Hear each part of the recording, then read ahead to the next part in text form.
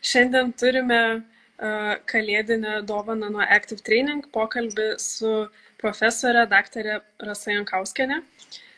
Rasa Jankauskienė yra profesorė ir vyriausia mokslo darbuotoja dirbanti Lietuvos sporto universitete ir kitose Lietuvos aukštojo mokslo įstaigose.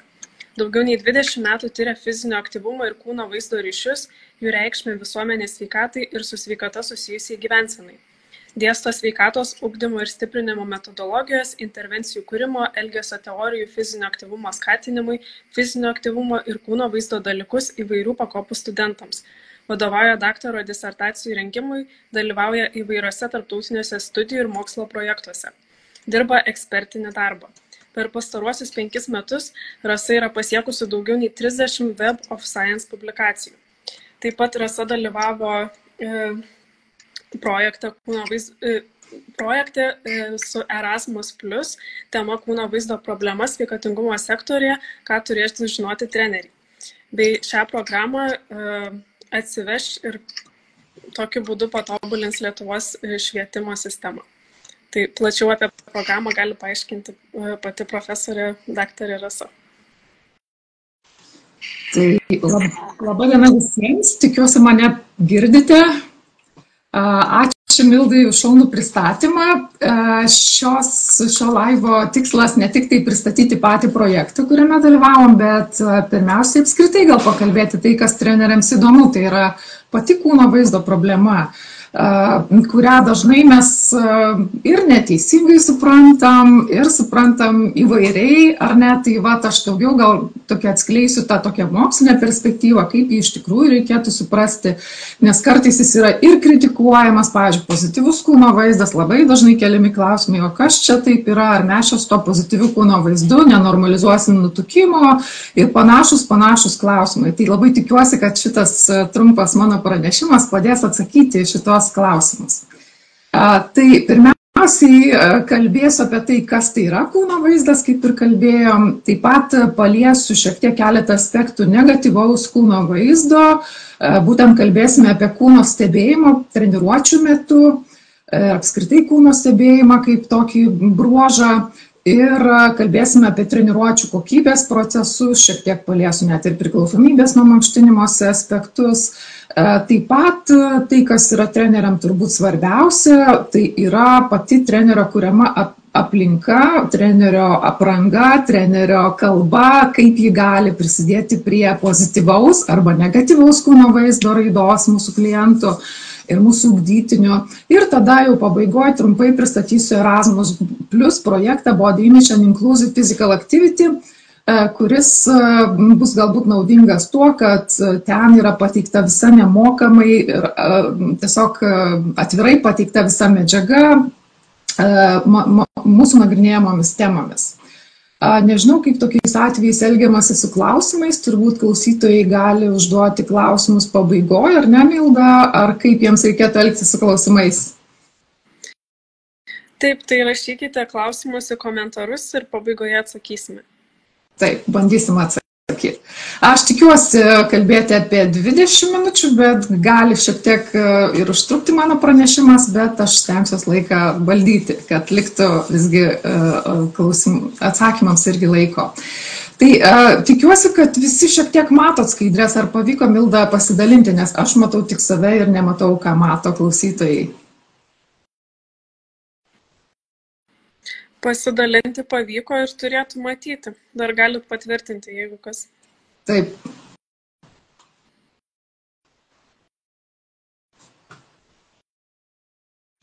Ar matote skaidrės, nes mes lyg tai kalbėjom, kad pabaigoje seminaro tie, kurie norėsite gauti šitą dalomąją medžiagą, turbūt Milda pateiks kažkokią formą, kur galėtumėt palikti savo kontaktus ir ta medžiaga jums tiesiog bus atsiųsta. Gavom žinutę, kad matom. Taip, tai pranešimo turinį jau pristatėt turbūt ir kūno vaizdo.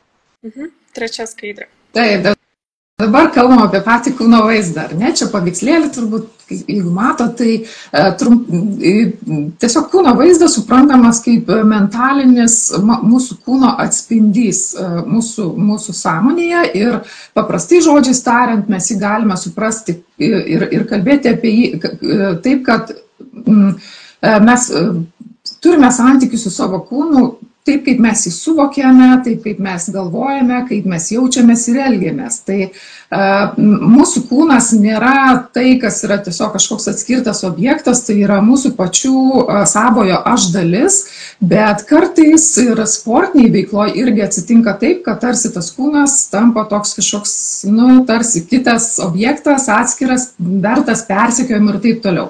Tai žodžiu, taip kaip mes suvokiame, taip kaip mes galvojame, taip kaip mes jaučiamės ar elgiamės dėl savo kūno ir sudaro mūsų kūno vaizdo suvokimą, ar ne, ir mūsų kūno vaizdą.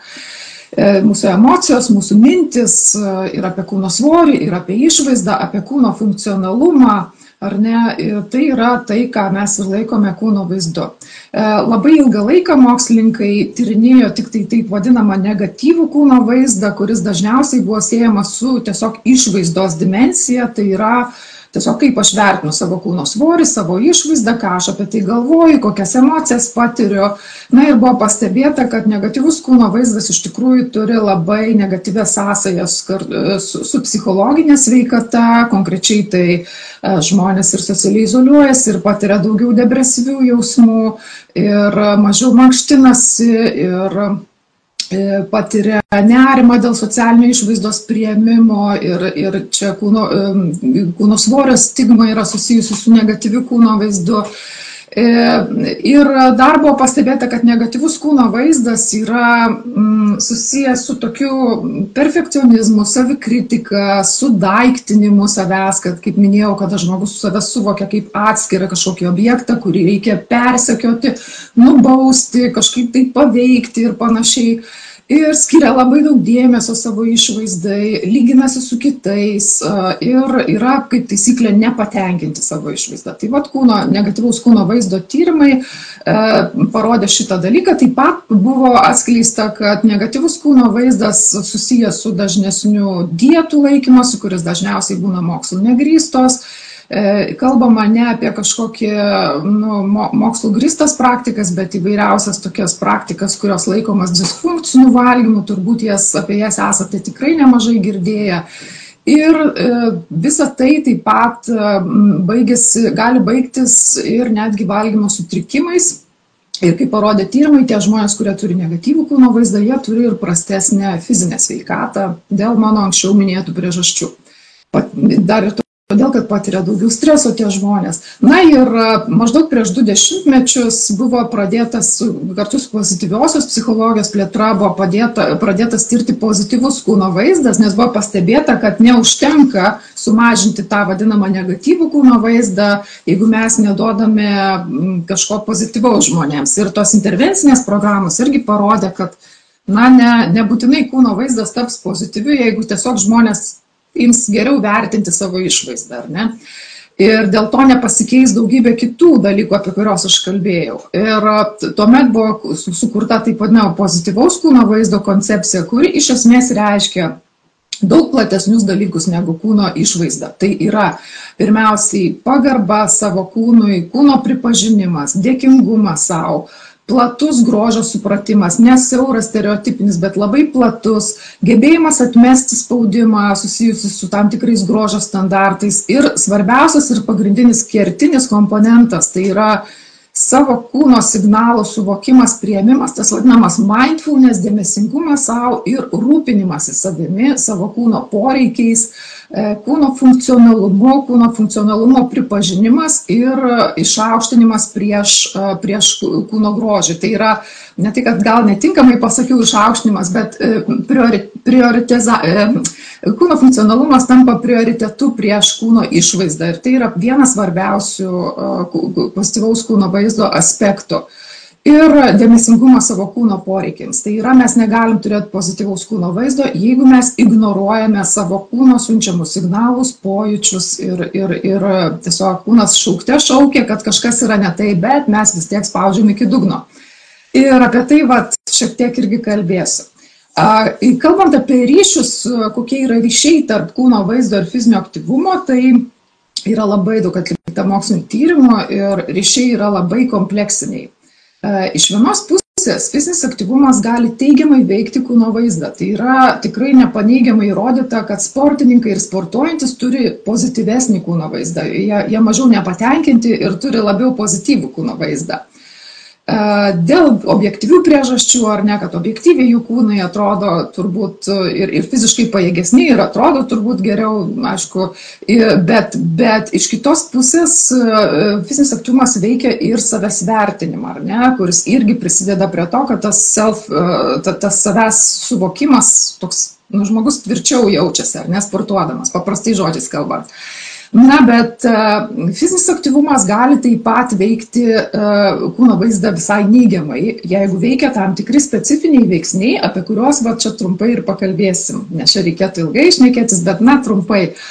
Ir tie specifiniai veiksniai, tai aplinkos, kūno trenerio naudojama kalba, komunikacija, ar ne, kitų bendramžių spaudimas, ar ne, ar tarkim, kitų sportuojančių elgesys ir visa ta aplinka, į kurią žmogus pakliūna. Kūno vaizdas gali būti veiksnys, kuris skatina fizinį aktyvumą. Jeigu žmogus pasitiki savim ir turi pozityvų kūno vaizdą, tai rodo tyrimai, kad tų žmonių fizinis aktyvumas visada yra aukštesnis. Dėl to mes turėtume siekti, kad kuo daugiau sportuojančių turėtų pozityvų kūno vaizdą. Bet neigiamas kūno vaizdas, nerimas dėl savo išvaizdos, ar ne, nepatogumas savo kūne, tai yra veiksniai, kurie atgraso žmonės nuo fizinio aktyvumo ir tai yra tai, ko mes savo aplinkose turėtume vengti ir ko mes turėtume siekti, kad kai tik mūsų klientai, mūsų ugdytiniai turėtų kuo pozityvesnį kūno vaizdą, bet ne neigiamą kūno vaizdą. Nes kartais yra manoma, tai gal yra gerai, kad žmonės nerimauja dėl to, kad reikia numesti keletą kilogramų, jie nerimauja dėl to, kad netaip atrodo, ar ne, ir jie vis ateina pas mus. Tai čia iš karto užbėgdama už akių galiu pasakyti, kad tas pigus masalas, ar ne, jisai pritraukia tikrai labai daug žmonių. Bet didelis klausimas, ar pritraukdami ant šito pigaus masalo mes to žmonės sugebėsim išlaikyti sveikatingumo sporto rinkoje. Nes dažniausiai tie žmonės yra tie, kuriems nepavyksta pasiekti teigiamų rezultatų ir jie meta sportuoti pirmai progai pasitaikius.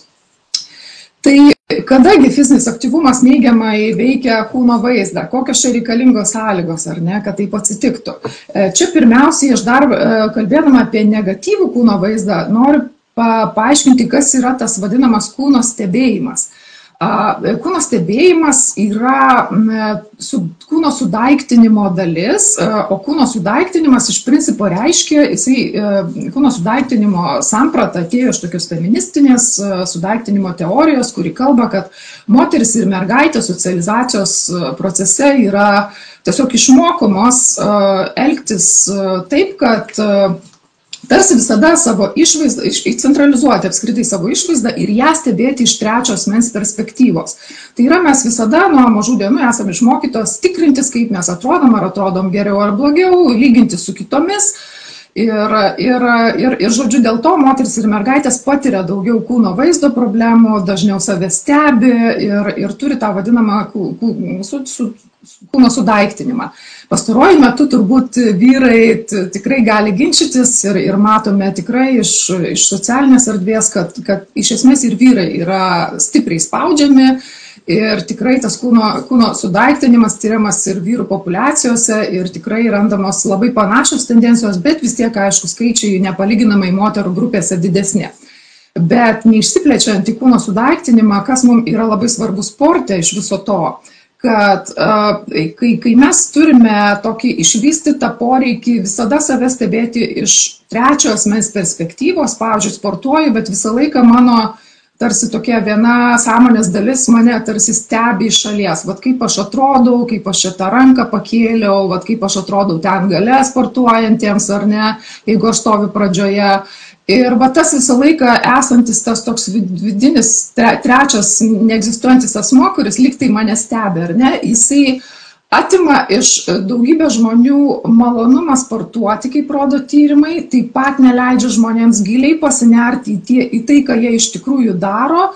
Ir, aišku, didina stresą, ar ne, jau tai iš to, ką aš pasakoju, gali suprasti, kad žmonės, kurie nuolat turi tą išsiugdę tokį poreikį, tą kūno stebėjimą iš šalies, jie visą laiką patiria didesnį nerimą dėl socialinių išvaizdos priėmimo ir apskritai patiria didesnį stresą. Tokie žmonės, pavyzdžiui, ištisai tikrinasi savo išvaizdą veidrodžiuose, parduotuvių ten vitrinose, ar ne, ištisai jie kontroliuoja, kaip aš dabar va šitoj situacijoje kažkam tai atrodau.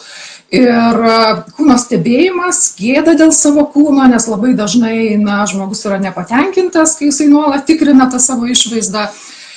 Ir įsitikinimas, kad kūno išvaizdą galima pakeisti ir sudaro sudaiktintą kūno suvokimą.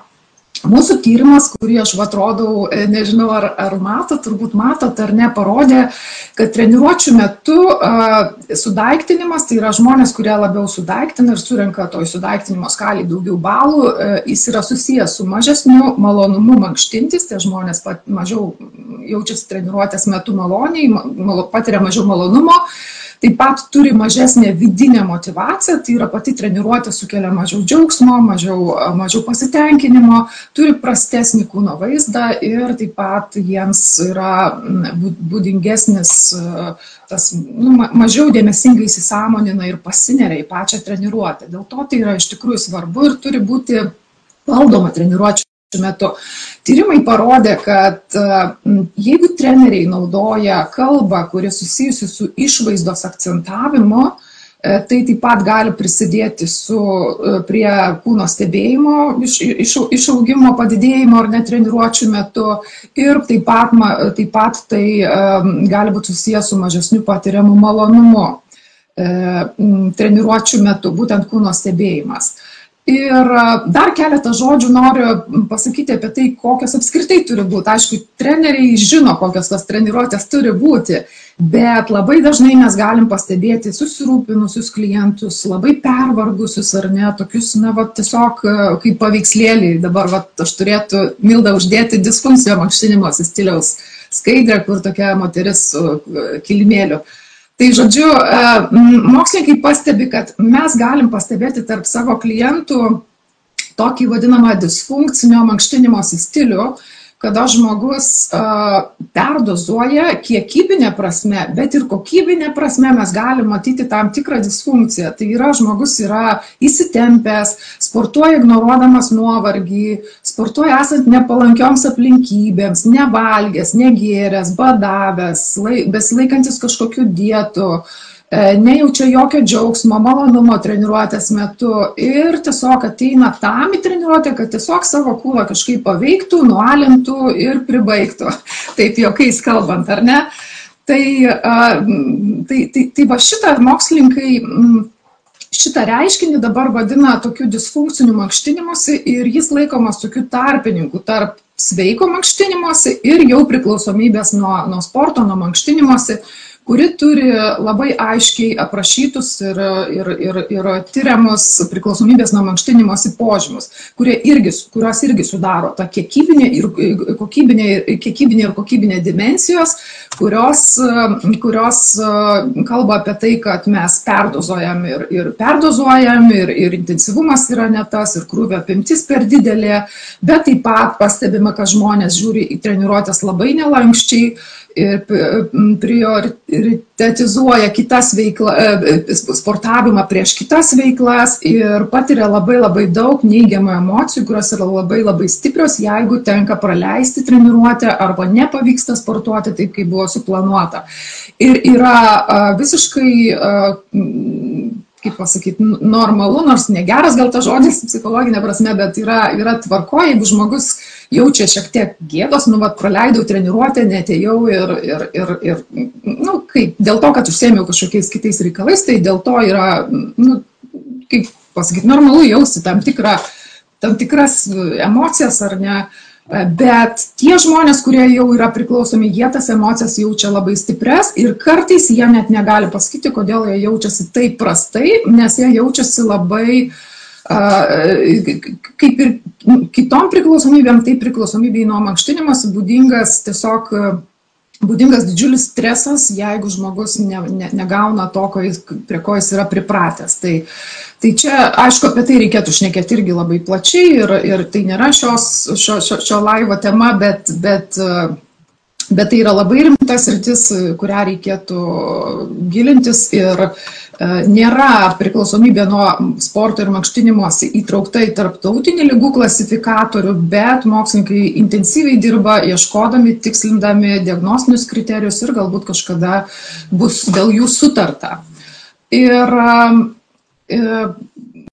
jeigu dabar Milda uždėtų 13 skaidrę, tai tiesiog, jeigu pasižiūrėtumėt ją visi taip ramiai ar ne, tai galim taip tarsi suprasti tai, kas vyksta šiandien su mūsų žmonėmis, tai mes tarsi turime du tokius kraštutinius polius. Iš vienos pusės yra žmonės, kurie vengia mankštintis ir mes viską darom, kad juos pajudint ar ne, ir jie kažkaip neateina iki mūsų, vengia mankštintis arba tiesiog ignoruoja sportą apskritai.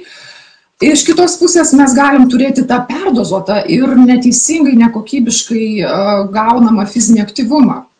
Tai tas vengimas mankštintis, jis dažnai gali būti susijęs su to, kad žmogus tiesiog ignoruoja kūno pojūčius, tiesiog yra, turi, tarkim, būdinga tokiam žmogui sėdimo gyvensena, mes kūno pojūčius ignoruojam ar ne, arba gali būti taip, kad žmogus yra nepatenkintas savo kūnu, laikosi įvairių dietų ir kūną teisia, ar ne? Tai žodžiu, mes vis tiek turime situaciją, kai kūnas yra teisiamas arba kūno pojūčiai yra ignoruojami.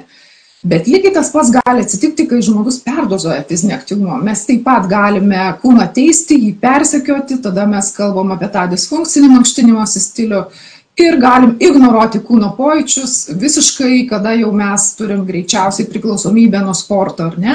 Tai bet kokiu atveju tie kraštutinumai yra blogas dalykas ir apie ką mes iš tikrųjų kalbame, kai kalbam apie kūno vaizdą, tai yra apie santykį, sveiką santykį su savimi ir su savo kūnu, kuris ir yra ašis susijusi su dėmesingu įsisąmoninimu, ant kurio laikosi viskas, ką žmogus ir turėtų, nuo ko turėtų apskritai pradėti, kalbant apie sveiką gyvenseną.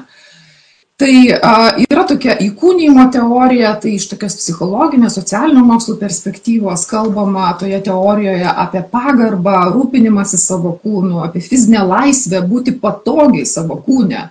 Ne vaikymasi kažkokių kilogramų, fitneso standartų, kažkokio tai tenai savo susikurto standarto ar kažkieno sukurto ar stereotipinio išvaizdos standartų, bet laisvė būti savimi, platus požiūris į grožį, ar ne, į tai, kas yra gražu, instrumentalumas, kūno funkcionalumas, tiesiog gebėjimas savimi pasirūpinti, sustoti, kai man per sunku, sportavimas ir gyvenimas savo kūnui, savo kūno naudai, ar ne, ir kūno siunčiamų signalų supratimas, pagarba jiems, ar ne, tai va čia galima sustoti ir paklausti, kaip mes patys, kaip treneriai, ar ne, kiek mes girdime visą tai ir kaip iš tikrųjų tai reiškiasi tarp mūsų klientų, ar ne, ar iš tikrųjų kokia dalis žmonių yra būtent tokie, apie kuriuos aš kalbu, kiek žmonių pasiekė tą pozityvų kūno vaizdą.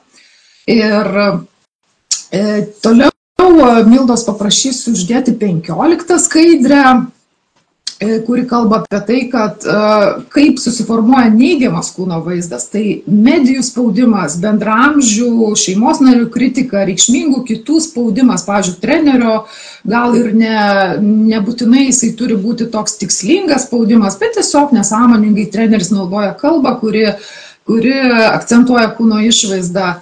Tėvų gali būti spaudimas, ar ne, jeigu tai yra paaugliai, vaikai, jisai veikia ir tas spaudimas per du tarpininkus. Tai yra išvaizdos lyginimas su kitais ir susitapatinimas su tam tikrų stereotipinių išvaizdos idealu. Taip pat eina į nepasitenkinimą savo išvaizdą arba tą negatyvų kūno vaizdą, o negatyvus kūno vaizdas jau vėliau gali baigtis įvairiom kitom problemom, kurios yra kartais ir labai didelės, tokios kaip valgymo sutrikimai, priklausomybė nuo sporto ir kitos problemos. Tai jeigu dabar pasižiūrėtume į 16 skaidrę, mokslininkai atkreipia dėmesį į fitspiration kultūrą, kuri ypatingai Instagrame yra paplitusi ir čia mes turim tikrai kelti labai rimtą klausimą, jeigu tai daro klientai, tiesiog jauni žmonės, tai mes to negalim čia nei uždrausti, nei valdyti, ar ne, bet ar tą turėtume daryti kaip treneriai, tai čia mes turim kiekvienas savęs paklausti. Ir buvo atliktas visiškai ne per seniausiai tyrimas, kur tiesiog buvo keliama prielaida, ar iš tikrųjų gal šitas toks susitapatinimas su šito tokiu sportišku įvaizdžiu, ar ne, jis yra sveikesnis daugeliui moterų negu susitapatinimas su manekenių figūromis, kas anksčiau buvo labai madinga, ar ne, dabar liktai madingesnis yra jau toks fitmo tas kūnas, ar ne. Tai mokslininkai tirdami tikrai ne vieną moterų grupę ir vyrų taip pat, jie nustatė, kad visgi šitas susitapatimas taip pat yra labai žalingas ir grįžtant prie to 15 skaidrės modelio, to vadinamo trišalės įtakos modelio, taip pat buvo parodyta, kad visgi irgi tai yra tiesus kelias į nepasitenkinimą savo išvaizdą, į valgymo sutrikimų padidintą riziką ir medijų šitas susitapatinimas yra nei kiek nesveikesnė alternatyva tiek moterims, tiek vyrams. Ir vyrai taip pat mėgsta tą daryti ir klausimas, ar mes kaip treneriai turėtume atrodyti taip, ar ne, ir kokią žinią nešame savo klientams. Ar iš tikrųjų klientai pamatė tokius vaizdus internete, ar jie turės pozityvesnį kūno vaizdą, ar jie pradės tiesiog elgtis kažkaip tai kitaip ir pradės iš vienos pusės gal dalį žmonių tai motyvuos ar ne, bet iš kitos pusės tas nuolatinis įkyrus ir tam tikrų jautrių grupių, pavyzdžiui, paauglių elgesys, jisai gali būti visiškai ir baigtis tokiais visiškai nesveikais dalykais ir blogioji dalis, kad negatyvių kūno vaizdu. Mes kažkaip sporte labai suprantam, kad reikia vengti traumų, reikia sveikai maitintis ar ne, kad pasiektume rezultatą. Tai tokie apčiuopiami, pačiupinėjami dalykai. Įdomioji dalis, kad tas kūno vaizdas nėra kažkaip pačiupinėjamas praktiškai, ar ne, tiesiog, bet jeigu mes sužalojam žmogaus kūno vaizdą, tai jis lieka irgi visam gyvenimui, kaip ir fizinė trauma. Jeigu mes užauginam vaiką, kuris nesaugus savo kūne, ar ne, jeigu mes per sportinį erdvėj, kuri turėtų padėti pasiekti sveiką gyvenseną, mes dar labiau tiesiog žmogui sukuriam dar didesnį stresą. Tai mes iš tikrųjų turim labai rimtai pagalvoti, ar toks mūsų elgesys yra socialiai atsakingas.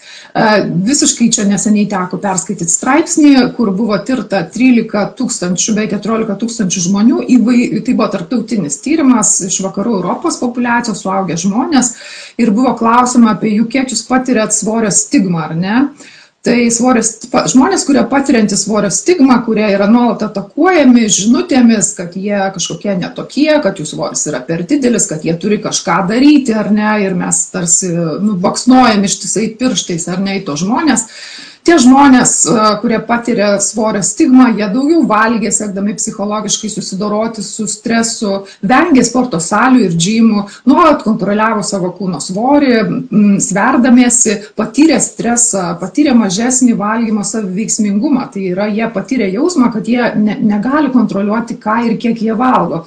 Tai reiškia, tas baksnojimas, tas sukeliamas stresas žmonėm dėl to, kaip jie atrodo ir kiek jie sveria, jis ne tik, kad nepadeda sveikiau gyventi, bet jis dar žmonės labiau uždaro į tokį socialinės izoliacijos ir vengimo tos sveikos gyvensenos ratą. Todėl mes turim būti labai atsargus ir suvokti šitos procesus. Ir kalbant apie tai, o kaip mes turėtume elgtis, ar ne, nes visi norėtų suprasti tą, ar ne, tai pirmiausia, mes turėtume kurti aplinkas, dabar Mildos paprašysiu 19 skaidrę parodyti, kuriuose mes kurtume saugią aplinką. Tai yra šitas modelis, kurį rodau, yra tas vadinamas intuityvaus valgymo modelis, kuris yra tarsi priešingas prieš tai man nurodytam modeliui ir kuris kalba apie tai, kad tas besąlygiškas asmens priėmimas iš kitų, kūno priėmimas iš kitų, tai yra nekomentavimas nei to, kas yra blogai, nei gerai mano kūne, tiesiog priėmimas manęs tokio, koks aš esu, jisai yra susijęs su žmogaus aukštesnių kūno funkcionalumo savybių vertinimu, pozityvių kūno vaizdų, tai yra kūno pripažinimu, apie tai, ką aš kalbėjau, pagarbą savo ir taip toliau, kitais tais dalykais, ir intuityvių valgymų, kada žmogus besąlygiškai leidžia savo valgyti, bet valgo tada, kai jisai iš tikrųjų jaučia fizinį alkį, o ne tada, kai tiesiog nori užkandžiauti, slopinant emocijas arba ten kitose kontekstuose. Tai, žodžiu, jeigu kas negirdėjote apie intuityvų valgymą, tai labai kviečiu jo pasidomėti, nes šiandien tai yra vienas pagrindinių būdų, kurie įrodo, kad jie gali padėti antsvorį turintiems žmonėms sumažinti kūno svorį ir išlikti. Ir tą kūno svorį išlaikyti, bet taip pat šitas modelis aiškiai įrodo, kad mūsų elgesys vienas kito atžvilgių irgi yra labai svarbu. Mūsų kaip trenerių elgesys, mūsų klientų atžvilgių gali būti taip pat stiprinantis, kada mes besąlygiškai priimam savo klientų kūnus, jų kūno svorį ir nekomentuojam išvaizdos arba kūno svorio, jis taip pat gali prisidėti šiuo atveju prie kūno pripažinimo, prie pozityvesnio kūno vaizdo ir padėti klientams vėliau ir susitvarkant su sveikos mitybos klausimais. Kalbant apie tai, taip pat ateina tokia savoka kaip intuityvus mankštinimasis, tai čia irgi reikėtų tiesiog atskiros paskaitos, bet tiesiog 20 skaidrę, jeigu Milda parodytų, tai intuityvus mankštinimasis turi būti saugus, orientuotas į procesą ir į džiaugsmą. Ar ne, čia gal labai neišsiplėsiu, bet tiesiog matau, kad mano laikas jau visiškai pabaiga nuėjęs, tai tiesiog ką dabar galima būtų patarti treneriams, ar ne, kurie kuria aplinkas. Tai pirmiausia, jau minėjau, kad aišku, treneriai nelabai daug ką gali padaryti, kurie dirba sveikatingumo centruose, kuriuose, pavyzdžiui, pilna veidrodžių, bet bent iš dalies treneris tą aplinką gali kontroliuoti. Ir jis ją kontroliuoja iš dalies per tai, kur vyksta treniruotės ar ne, per savo paties elgesį, tai yra komunikacija ir apranga. Ir aišku, jeigu atkreiptumėte dėmesį į aplinkas, ar ne, kur dabar paveikslėlį 21 skaidriai, tai galite pastebėti, kad turbūt, kad žmonės jaučiasi, ir tyrimai rodo, kad žmonės jaučiasi labai skirtingai, kada jie sportuoja, tarkim, aplinkose, kuriuose pilna veidrodžių, ar ne, kur dėvima aptempta apranga ir tokiose aplinkose kaip gamta. Ir gamtoje žmonės, pavyzdžiui, sportuodami jaučiasi daug saugesni savo kūno atžvilgių dėl įvairių dalykų, kurių čia neminėsiu taupydama laiką.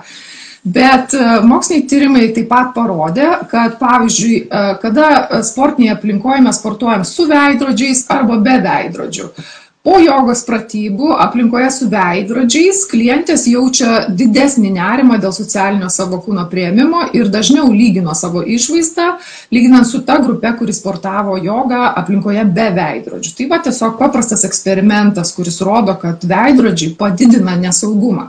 Iš tikrųjų, veidrodžiai yra svarbus, nes padeda mums parodyti klientams, kaip atlikti pratimą ir taip toliau. Bet kada mes turime tiesiog labai daug, pernelyg daug veidrodžių ir jų yra visur, kartais jie iš tikrųjų gali sukelti tokį nerimą dėl savo išvaizdos socialinio priėmimo. Taip pat buvo tirta trenerių ir klientų apranga, kada mes nešiojame, buvo prašyta atsakyti moterų, kaip jos jaučiasi, kada jos apsirengia aptemptus, tos vadinamus džimo drabužius ar ne, ir tiesiog labiau laisvą aprangą, kuri, taip vadinama, t-shirt, ar ne, kaip matote 23 skaidrėje, jeigu Milda ją uždėtų. Tai parodė tyrimas, šitas, kurį aš dabar cituoju, kad kada moteris dėvi labiau aptemptą aprangą, tame tarpe ir treneriai čia buvo tirti, tai žmonės, taip paprastai tariant, jaučiasi mažiau patogiai savo kūnuose ir daugiau save sudaiktina, išsivysto stipresnis savęs stebėjimas būtent treniruočių metu, o kada dėvima ta tokia laisvesnė apranga, žmonės jaučiasi patogiau ir mažiau save sudaiktina, mažiau save stebi. Ir tai pasitvirtino ir kalbant apie viršutinės kūno dalies aprangą ir apatinės kūno dalies aprangą. Ir buvo pastebėta tame tyrime, kad tas sudaiktinimas buvo susijęs ir su nepasitenkinimu savo kūnu ir valgymo sutrikimų padidinta rizika. Trenerio kalba, motyvuojant klientus, jau kelis kartus pasakiau, jinai taip pat yra labai svarbi. Ir daug tyrimus su atletais, tai būtent pasiekimų sporte, varžybiniam sporte parodė, kad jeigu treneris akcentuoja išvaizdą, kūno svorį, tai padidina sportininkų nerimą dėl savo kūno. Sveikatingumo sektoriui eksperimentas, kurį cituoju, parodė, kad grupinių pratybų trenerių kalba, kuri buvo orientuota į kūno funkcionalumo stiprinimą, labiau negu kalba, kuri buvo orientuota į išvaizdą, stiprino moterų pozityvų kūno vaizdą. Moteris tos palankiau vertino pratybas, turėjo geresnę nuotaiką ir tos moteris išreiškė mažesnį kūno sudaiktinimą. Reiškia, jeigu mes treniruočių metu, paprastai žodžiais tariant, akcentuosime kūno funkcionalumą, tai yra ką aš galiu atlikti, kaip aš jaučiuosi, energingumą ar ne. Ir jūs kaip treneriai tikrai turit pilną arsenalą turbūt šitų priemonių, o ne tai, kokią mano kūno dalį tai gali paveikti, ar ne, aš tiesiog nenoriu cituoti, ar ne, kaip mes kartais, kaip treneriai kartais pasako, bet tiesiog, jeigu mes nebaksnosime išvaizdą, nesakysime, kad padaryk tai dėl kažkokios tai kūno dalies, kad mažiau svertum ar geriau atrodytum, tai šitas eksperimentas rodo mūsų klientų pozityvus kūno vaizdas turėtų būti pastiprintas. Ir aišku, kad, gal čia sustosiu, gal paskui ateis, norėjau kažką nuslydo mintis.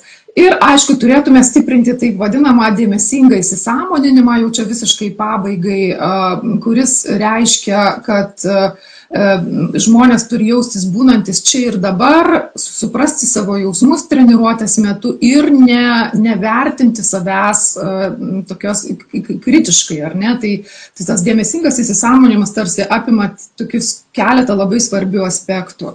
Ir tyrimai parodė, mes taip pat 28 skaidrę, jeigu uždėtumėt, Milda, mes taip pat su mokslininkų komanda tyrėme, kaip dėmesingas įsisąmoninimas būtent yra susijęs su pozityviu kūno vaizdu.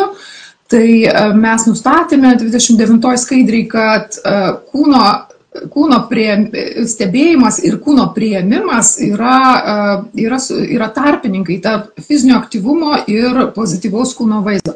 Bet šitas tyrimas buvo įdomus ne tuo, ką aš parodžiau, bet tuo, kas yra 30 skaidriai. Sveikatingumas treneriams svarbi žinia iš šito tyrimo buvo ta, kad mes pamatėme, kad ryšys tarp kūno priėmimo ir kūno pripažinimo arba pozityvaus kūno vaizdo stipriausias yra tiems, kurie turi aukštesnį kūno masės indeksą. Čia buvo vyrai ir moteris. Reiškia, jeigu mes skatinam treniruotės metu priimti savo kūną ir prašome savo klientų priimti savo ir kūną, kaip jis jaučiasi, ir mintis, nes yra labai svarbu, kad žmonės, ypatingai pradedantieji arba tie klientai, kurie turi antsvorį, jie ne visada jaučiasi patogiai, ar ne, tie į pirmą, antrą treniruotę. Ir jeigu mes kalbėtume su klientais ir sakome, kad jūs priimkite tai, kaip jaučiatės, jums nebūtinai bus patogu, nebūtinai bus gerai, jums gali ateiti įvairios mintys, jūs galite jausti įvairių ir nelabai smagių jausmų, bet priimkite tai, kaip yra. Tai tiesiog nevenkite tų minčių, nesistengkite jų kažkur tai nukreipti ar ne, tiesiog priimkite tai. Ir jeigu jums per sunku, tiesiog sustokite ar ne, tai šita žinia, antsvorio, tai mūsų tyrimas parodė, kad jeigu žmonės ypatingai priima ne tik tai mintis, bet ir savo kūną, tos pojūčius, kurie ne visada būna malonus, tai jiems treniruotės yra labiau stiprinančios pozityvų kūno vaizdą. Reiškia, mes būtinai turime stiprinti dėmesingą įsisąmoninimą treniruočių metu ir priėmimą, besąlygišką priėmimą tiek savo kūno siunčiamų signalų, tiek minčių, nes tyrimai rodo, būtent dėmesingo įsisąmoninimo tyrimai rodo, kad tie, kurie sugeba šitą padaryti, jie sugeba atsitraukti, kai per sunku, sugeba sugrįžti, stiprėja jų savireguliacijos, savikontrolės įgūdžiai. Ir tie žmonės pradeda patogiai jaustis treniruočių metu, nes jie tiesiog sugeba situaciją priimti tokia, kokia yra. Bet, kaip minėjau, apie tai irgi galima kalbėti tikrai ne 1 valandą, o laiko mes jau seniai neturim.